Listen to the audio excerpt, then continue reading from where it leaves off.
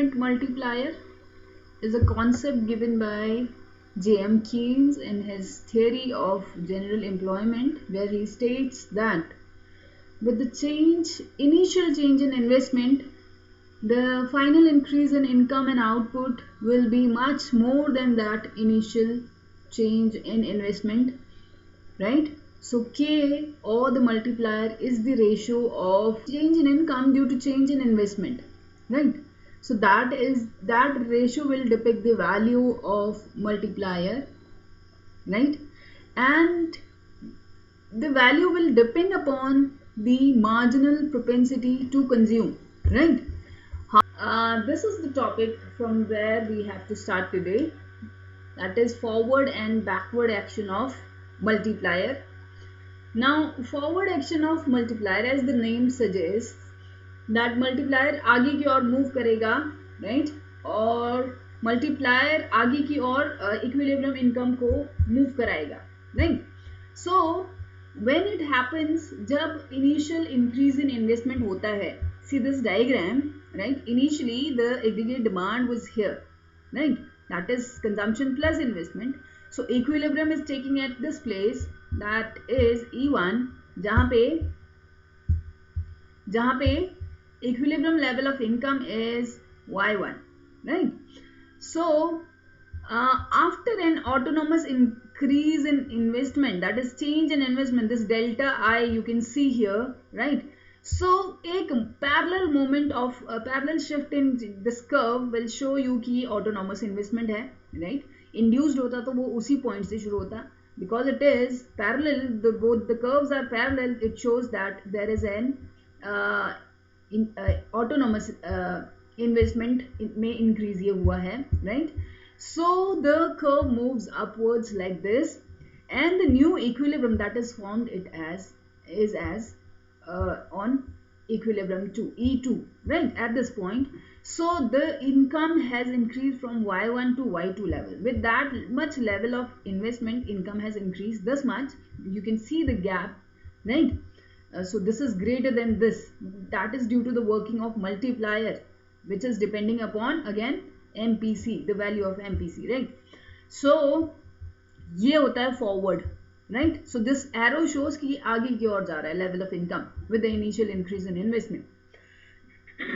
Then if we look at the reverse working or the backward movement of multiplier, यहाँ पे पहले equilibrium was at this level, right? Consumption plus investment ये हो रहा था initially ना, उतने ही अमाउंट से जब इन्वेस्टमेंट को घटा दिया गया, जहाँ पे ये बढ़ाया था उसको ये अब घटा दिया गया, तो ये नया एग्रीगेट डिमांड का कर्व है, right? Consumption plus investment and change in income, right? This delta I is change in investment, right? So the equilibrium moves from E1 to E2, which shows that income from Y2 has declined now to Y1. That means जैसे forward action में multiplier impact करता है by increasing the level of income much more than the increase in initial investment, वो same काम वो अगर investment घट जाए तो भी मल्टीप्लायर इफेक्ट होता है, क्योंकि जब निवेश घटेगा लोगों की रोजगार घटेगी, रोजगार घटने से उनकी परचेजिंग पावर घटेगी, उस परचेजिंग पावर घटने से डिमांड लोगों की घटेगी, डिमांड घटने से किसी और की इनकम जो बढ़नी थी वो भी कम हो जाएगी, राइट? उसके नेक्स्ट उसने जो इंक्रीज इन इनकम करके कंजम्पशन करनी थी वो भी घट जाएगी. So that is the reason that जो इनकम है वो उतने ही अमाउंट से घट भी जाएगा. Multiplier also works backwards. That is the reverse working of multiplier, right? So on OY axis we have took the aggregate demand components, that is consumption and investment. यहाँ पे भी वही है, consumption and investment. और here on OX axis हम लोग क्या ले रहे हैं, आपका income and income here also, right?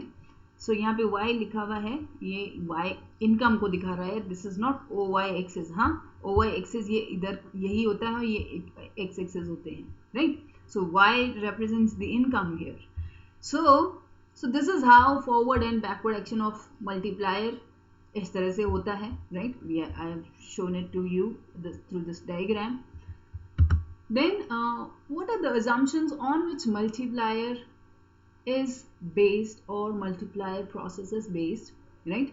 So first is there is no change in the marginal propensity to consume during the adjustment process, which remains more or less constant. So multiplier के concept में Keynes ने MPC को माना है कि it will remain constant, it will not change, right, same रहेगा. MPC मतलब जितना हमने अभी तक के जितने भी एग्जाम्पल में देखे, राइट, ये सारे यहाँ पे हमने यही अज्यूम किया कि इस राउंड में इसका एमपीसी 0.5 है तो दूसरे का अगले का भी 0.5 ही है, राइट, अगले का भी 0.5, अगले का भी 0.5. This is how the multiplier is working, right. So Keynes ने माना है कि एमपीसी कांस्टेंट रहेगा ड्यूरिंग दैट एडजस्टमेंट प्रोसेस, मतलब जब इनिशियल इन्वेस्टमेंट से लेके फाइनल चेंज इन इनकम जो हो रहा है उस एडजस्टमेंट प्रोसेस की बात कर रहा है ये. There is no induced investment. अब कंजम्पशन जब बढ़ता है तो लोगों की डिमांड बढ़ी, डिमांड बढ़ने से लोगों को क्या होगा, लोग निवेश करना चाहेंगे, राइट, नया निवेश होगा, राइट, नए लोगों को रोजगार मिलेगा, नई इनकम जनरेशन होगी. That is the process of acceleration. वो अभी कॉन्सेप्ट नेक्स्ट हम लोग यही पढ़ने वाले हैं एक्सेलरेटर का. सो वो एक्सेलरेटर के कॉन्सेप्ट को यहाँ पे इग्नोर किया गया है, इसको यहाँ पे नहीं बताया गया है कीन्स ने, राइट. सो इंड्यूस्ड इन्वेस्टमेंट होगा ही नहीं, मतलब ऑटोनॉमस इन्वेस्टमेंट के बाद कंजम्पशन के द्वारा ये फाइनल इंक्रीज इन इनकम के इफेक्ट को ही यहाँ पे मल्टीप्लायर में स्टडी किया गया है. So he has ignored this induced investment here. Then the new higher level of investment is maintained long enough for the completion of the adjustment process, right, मतलब जो equilibrium होगा उसके बाद, right, that will be made after the change in investment, right. Then next is output of the consumer goods is responsive to effective demand, right. So when effective demand increases, output of the consumer goods also increases, right. Then there is no time lag का मतलब कि जैसे income मिला, income मिलने से लेके उसी consumption होने तक there will be no time lag. Time lag मतलब कि यहाँ पे कोई गैप नहीं रहेगा, right, it will happen immediately, जबकि एक्चुअल में ऐसा होता नहीं है. Then there is a closed economy, एक बंद अर्थव्यवस्था है, that means there is no export and import taking place in the economy, right. So everything is happening within the economy, right. So that these are the assumptions on which multiplier concept is based. Then what are the leakages of multiplier?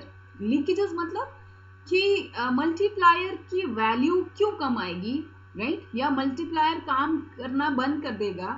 What are the reasons of these? It can be idle saving.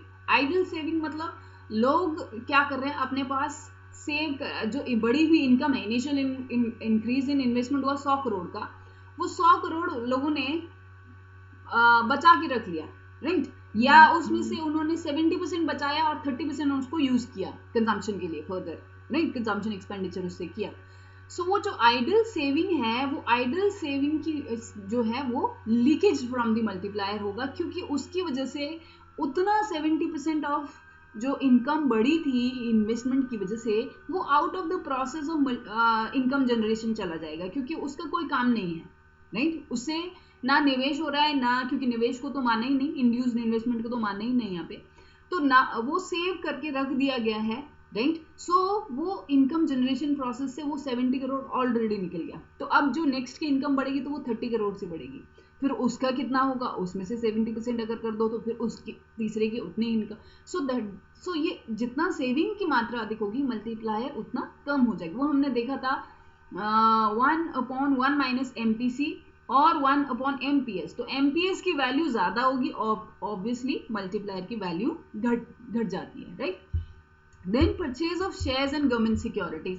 अब जो बढ़ी हुई आय है आपने उसको government की securities, bonds और shares खरीदने में लगा दिया, सो उससे भी इंक्रीज इन डिमांड हो गई नहीं, राइट. सो उसकी वजह से भी कोई आपके कंजम्पशन में इंक्रीज ना होने की वजह से multiplier, that is again a leakage from the multiplier. Then paying off old debts. आपने जो बढ़ी हुई इनकम थी उसको पुराने अपने ऋण चुकाने में डाल दिया, राइट. सो अगेन वहां से भी आपकी कंजम्पशन कम हो जाएगी, सो कंजम्पशन एक्सपेंडिचर कम हो जाएगा, अगेन मल्टीप्लायर की वैल्यू कम आएगी, that is a leakage. Then you have spent that income for for demanding the imported goods, ठीक है। आपने अपने कंट्री में खर्च करने की बजाय उसको बाहर की कंट्री में भेज दिया, जो अपनी बढ़ी हुई इनकम थी उसको बाहर की कंट्री को भेज दिया, सो वो आउटफ्लो ऑफ इनकम हो गया, तो वो ऑटोमेटिकली उस इंटरनल इकोनॉमी से वो जो इनकम था वो बाहर चला गया, that is again a leakage of multiplier. Then excess stock of consumption goods, अगर सपोज आपने डिमांड बढ़ाई, ठीक है, इनकम बढ़ने के बाद डिमांड बढ़ाई, बट जो शॉपकीपर है उसके पास ऑलरेडी कंज्यूमर गुड्स का स्टॉक बहुत पड़ा हुआ है ना, गोडाउन्स में, सो वहां से निकाल के दे देता है, सो उससे फर्दर जो है आपकी जो कंजम्पशन की वजह से और आगे और कुछ जो इनकम जनरेशन होना था वो होगा नहीं, वो उस एक्सेस स्टॉक में से उसने दे दिया, तो उससे कोई बड़ी इनकम बढ़ी नहीं उसकी, राइट, उसने नया मैन्युफैक्चर किया नहीं वो चीज, so that is the reason, again this is a leakage from multiplier effect. Then high liquidity preference, अब लोग अपने पास कैश होल्डिंग रखना चाह रहे हैं, कंजम्पशन नहीं करके कैश होल्डिंग अपने पास रखना चाह रहे हैं, तो भी again it is a leakage. Then rise in prices, आपने डिमांड तो बढ़ाई बट वस्तुओं की कीमतें भी उस हिसाब से बढ़ गई, तो वस्तुओं की कीमतें जब बढ़ गई तो आपका कंजम्पशन तो उतना ही रहा जितना पहले था, right, so this is again a leakage. Then taxation system, right, government की टैक्सेशन सिस्टम कैसी होगी, इफ जो फिस्कल पॉलिसी में आ जाता है taxation and expenditure, public expenditure of the government, अगर गवर्नमेंट ने टैक्सेस जो है बढ़ा दिए, after increase in your income taxes बढ़ा दिए, तो आपकी डिस्पोजेबल इनकम जिसको आप खर्च कर सकते हैं वो तो उतनी ही रह जाएगी, राइट, सो दैट मीन्स आपकी डिमांड बढ़ेगी ही नहीं, so that is again a leakage. Then undistributed profit of the company, companies को जब प्रॉफिट बढ़ा, राइट, निवेश करने से प्रॉफिट हुई, उन्होंने अपने एम्प्लॉयज को वो डिस्ट्रीब्यूट नहीं किया, अपने शेयर होल्डर्स को वो प्रॉफिट डिस्ट्रीब्यूट नहीं किया, राइट, कंपनी के प्रोग्रेस के लिए वो रख दिया, राइट, सो अगेन लोगों की इनकम उतनी ही रही, शेयर होल्डर्स की इनकम उतनी रही, तो क्या होगा, कंजम्पशन तो बढ़ेगा नहीं, डिमांड तो बढ़ेगी नहीं, so that is again a leakage from the multiplier, right, so this is how it happens. So next is the importance of multiplier, क्या इंपॉर्टेंस है मल्टीप्लायर का in the economics, in the economy, right, so importance of multiplier regarding investment, it has given the importance to investment, that is autonomous investment, right, how autonomous investment will lead to an increase, a more than increase in investment, जो increase in income होता है वो किस तरह से इस multiplier impact के द्वारा होता है, so it has emphasized on doing investment if जैसे कि कीन्स ने बोला कि शॉर्ट पीरियड है, राइट, शॉर्ट रन में हमें पता है there are two components, consumption and investment expenditure, तो कंजम्पशन शॉर्ट पीरियड में बढ़ता नहीं है, मोर और less it depends upon certain subjective and objective factors, so that is the reason consumption जो है कांस्टेंट रहता है, मोर और लेस कांस्टेंट रहता है, तो एग्रीगेट डिमांड हमें बढ़ाना है निवेश को बढ़ा के, right, so that is where the importance of investment lies, so investment बढ़ा के हम एग्रीगेट डिमांड बढ़ाएंगे जिसकी वजह से हमारा increase in income, employment etcetera होगा, so that is the importance of multiplier. Then trade cycles कैसे होते हैं, मतलब आपको पता है इकोनॉमी कभी भी स्मूथ नहीं चलती, रन्स थ्रू साइकिल्स, है ना, साइकिल्स, जैसे कि रिसेशन आ गया, रिसेशन के बाद रिकवरी होगी, फिर बूम आएगा, मतलब टॉप पीक लेवल जहाँ पे इन्फ्लेशन भी होगा, फुल एम्प्लॉयमेंट भी होगा, then again there will be downfall of the economy starts, then फिर से रिसेशन पे पहुंचे, सो ये वो साइकिल जो है उत्पन्न होते रहते हैं, उसका रीजन क्या है, वो ट्रेड साइकिल की क्या, मतलब कितने साइकिल्स की वो स्ट्रेंथ कैसी होगी, साइकिल कितने उससे एम्पलीट्यूड्स होंगे, वो डिपेंड करेगा मल्टीप्लायर की वैल्यू पे, राइट, वो बताता है ट्रेड साइकिल के एम्पलीट्यूड्स के रीजन के हाई और लो क्यों है, उसके रीजन को बताता है मल्टीप्लायर। दे सेविंग इन्वेस्टमेंट इक्वालिटी, इक्विलिब्रियम में हमें पता है सेविंग एंड इन्वेस्टमेंट इक्वालिटी रहती है, if there is lack of saving, right, investment करके हम इन्वेस्टमेंट बढ़ाएंगे तो इनकम बढ़ेगा,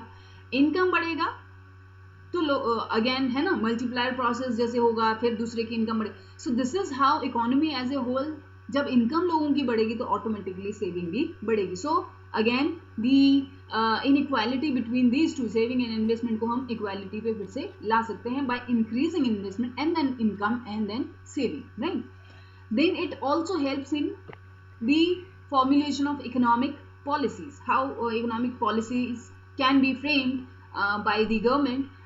उसमें भी multiplier काम करता है, right. कैसे पूर्ण रोजगार को हमने प्राप्त करना है, उसके लिए again we have to increase the autonomous investment. Government का जो निवेश है गवर्नमेंट के द्वारा किया गया वो कितना इंपॉर्टेंट है to achieve full employment level, right.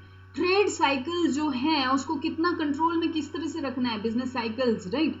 जितना इन्फ्लेशन डिफ्लेशन ये और बूम और डिप्रेशन ज़्यादा होगा, इकोनॉमी स्टेबल नहीं रहेगी, उतना इकोनॉमी के लिए वो हानिकारक. सो वो ट्रेड साइकिल को कंट्रोल करने के लिए मल्टीप्लायर के द्वारा हम लोग अनुमान लगा सकते हैं कि how to control these trade cycles. Then deficit financing. What is deficit financing? जहां पे गवर्नमेंट का expenditure is more than the government का income, right. So that is deficit financing, right. So deficit financing के importance को बताया, right. In under developed economies जहाँ पे government की टैक्स जो रेवेन्यूज हैं वो हमेशा कम होती हैं, वहाँ कैसे डेफिसिट फाइनेंसिंग को रिजॉर्ट करके, राइट. If under deficit financing what government does is government takes loans from the central bank. और वो सेंट्रल बैंक से लोन कैसे लेते हैं, सेंट्रल बैंक क्या करती है, नए प्रिंट करती है नए currency notes, right. This is how deficit financing is being done. So उससे क्या होगा, नया निवेश, जब गवर्नमेंट के पास पैसा होगा वो निवेश करेगी, निवेश करके लोगों को रोजगार मिलेगा, राइट. सो डेफिसिट फाइनेंसिंग के कॉन्सेप्ट को ये बताता है. Then public investment, how much public investment is important in an economy when they are suffering from depression और रिसेशन लाइक सिचुएशन, राइट. वहाँ public investment, that is investment done by the government, that is autonomous investment, वो कितना important है उसको बताता है. So these are the some points which tells you the importance of multiplier, right. Now what are the limitations of multiplier? Limitations में अगर हम लोग आते हैं मल्टीप्लायर के, राइट. सो क्या क्या चीज़ें होनी चाहिए और क्या चीज़ें ना होने पे मल्टीप्लायर काम नहीं करेगा. So there should be availability of consumer goods. अब मल्टीप्लायर के लिए इट इज़ नेसेसरी कि हम लोग जब डिमांड बढ़ाएं, डिमांड बढ़ने पे कंज्यूमर वाज टॉकिंग, अपने आप को म्यूट कर लो भाई. Then multiplier will be effective only when there is availability of consumer goods. अब लोगों ने इनकम बढ़ने पे डिमांड की, बट वहाँ पे कंज्यूमर गुड्स की शॉर्टेज है, राइट.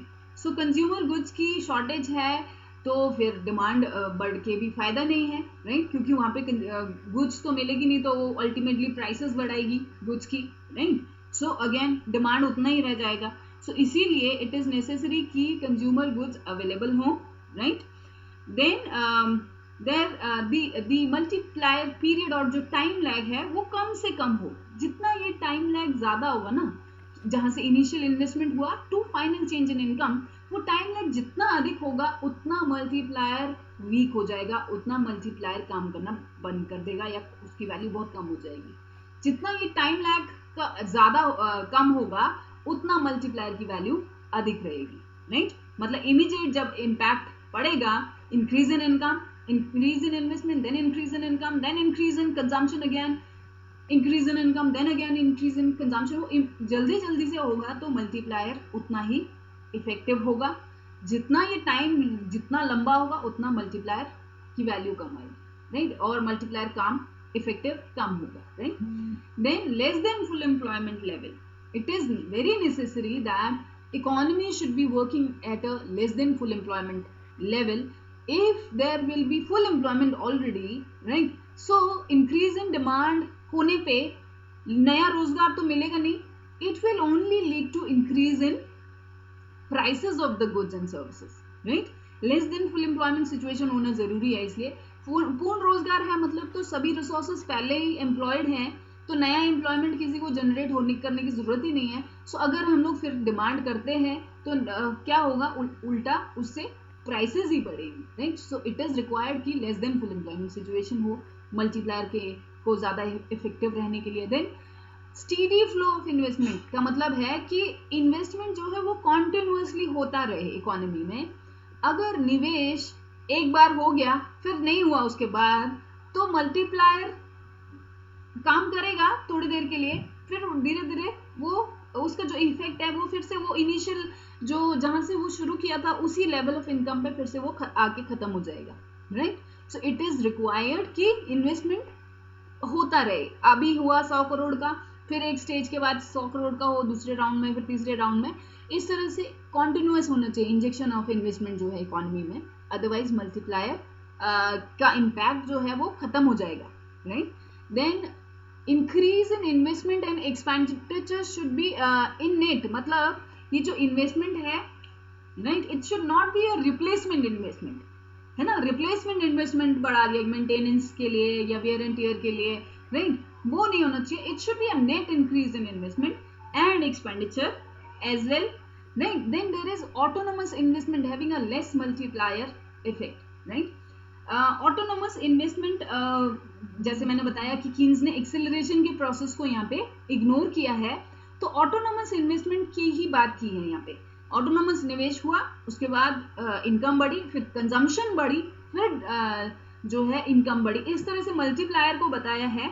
बट इंड्यूस्ड इन्वेस्टमेंट कैसे होगा वो नहीं बताया, राइट। सो इंड्यूस्ड इन्वेस्टमेंट भी अगर होता इसके साथ, एक्सेलरेशन का प्रोसेस भी हम मल्टीप्लायर के साथ दिखाते, तो जो वैल्यू ऑफ मल्टीप्लायर है वो बहुत अधिक होती। वो जब हम सुपर मल्टीप्लायर करेंगे एक्सेलरेशन के बाद, वहां मैं समझाऊंगी कि वो कैसे होता, राइट। सो ऑटोनोमस इन्वेस्टमेंट और इंड्यूस्ड इन्वेस्टमेंट दोनों के इम्पैक्ट को हम लोग देखें तो it is called super investment multiplier, super multiplier बोलते हैं। वो बहुत उसकी वैल्यू अधिक होती है as compared to the simple investment multiplier, right.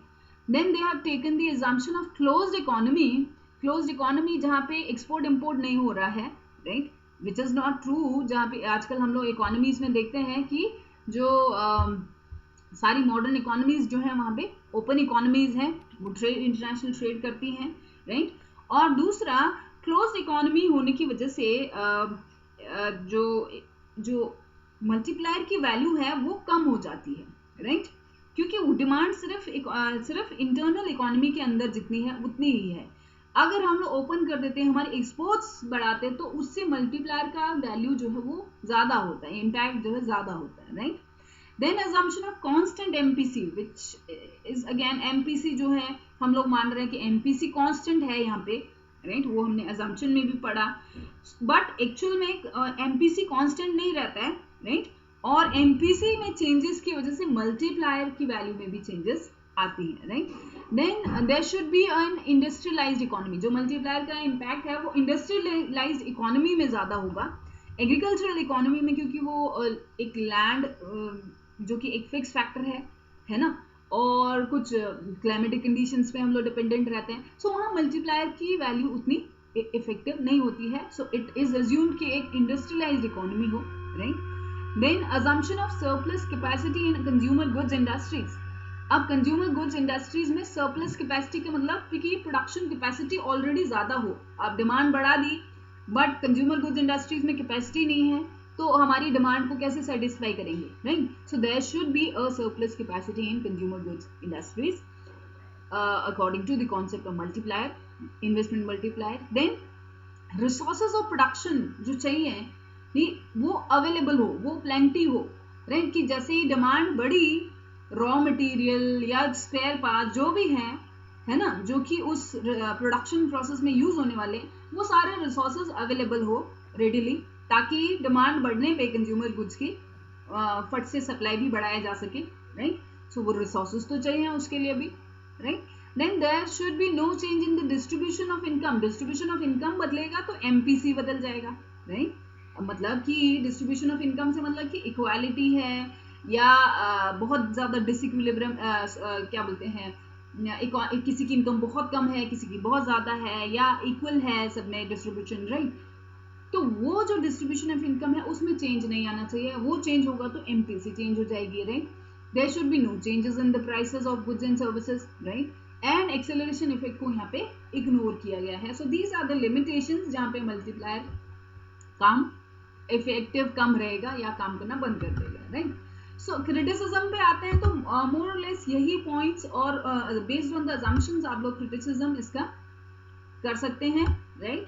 So coming to the conclusion, we can say कि मल्टीप्लायर का आइडिया को बेशक बहुत ज्यादा क्रिटिसाइज किया गया है, बट एसी हैरिस के वर्ड में हम लोग देखते हैं, on the discussion of the multiplier many economists have gone on fishing expeditions, but though they had many bites they did not catch any large fish, है ना। मतलब बहुत सारी खामियां ढूंढने की कोशिश की है, but they were not successful.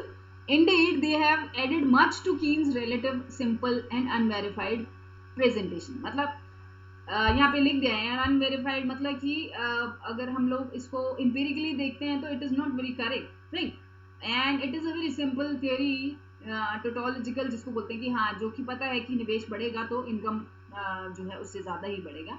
सो उसकी थियोरी में बल्कि सभी ने ऐड ही किया है अपने, और जैसे सुपर इन्वेस्टमेंट का कॉन्सेप्ट दे दिया, एक्सेलरेशन का कॉन्सेप्ट दे दिया, वो कीन्स के एक कॉन्सेप्ट दिया, उसके आगे वो डेवलपमेंट्स हुई, right. So they have added to it, so that is the conclusion.